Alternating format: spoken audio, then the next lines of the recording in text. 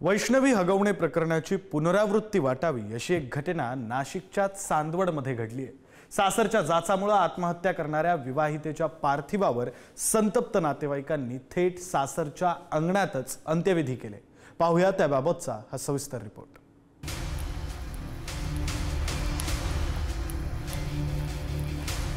शोकाकुल नातेवाईक, अजाणत्या वयात चिमुकल्या मुलावर आपल्याच आईला अग्नी देण्याची आलेली वेळ,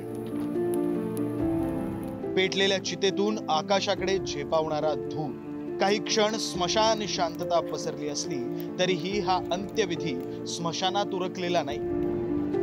तो उरकण्यात आला त्याच विवाहितेच्या सासरच्या मंडळींच्या अंगणात, जिथं सुखाचा संसार करण्यासाठी माहेरच्या मंडळींनी पाठवलं त्याच अंगणात तिच्यावर अंत्यसंस्कार करण्याची वेळ माहेरच्या मंडळींवर आली।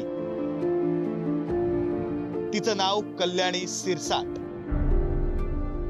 सासरच्या जाचाला कंटाळून विहिरीत उडी टाकून तिने आत्महत्या केली।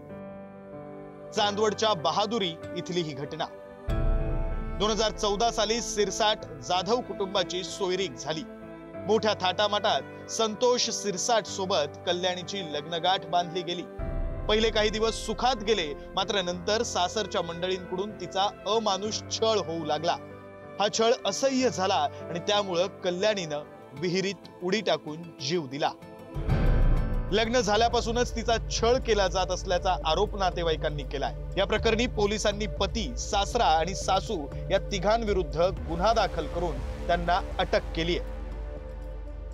माझी बहीण बहादुरीला कल्याणी संतोष साठीला त्यांच्या घरच्यांनी खूप छळ केला, तिला मारलं आणि तिचं घातात पण तिला मारलं, घरून हत्याच करून विहिरीत नेऊन टाकलं आणि नंतर आम्हाला फोन करून सांगताय का तुमची मुलगी दिसत नाही, भेटत नाही, सापडत नाही।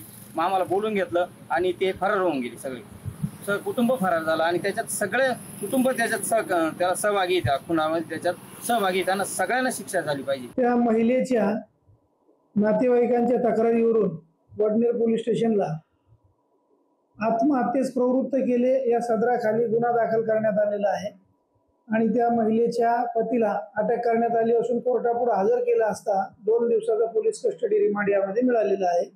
आई आणि वडील यांची सुद्धा कसून चौकशी यामध्ये सुरू आहे। पुण्याच्या वैष्णवी हगवणे प्रकरणाची पुनरावृत्ती वाटावी अशीच ही घटना तळहातावरच्या फोडाप्रमाणे जपून वाढवलेल्या मुलीच्या जीवावर बेतलेली। अशा किती वैष्णवी आणि कल्याणींना अग्नी देण्याची वेळ त्यांच्या हतबल पालकांवर येणार आहे, हा खरा प्रश्न आहे। नाशिकहून रईस शेख सह रशिदी नामदार, पुढारी न्यूज।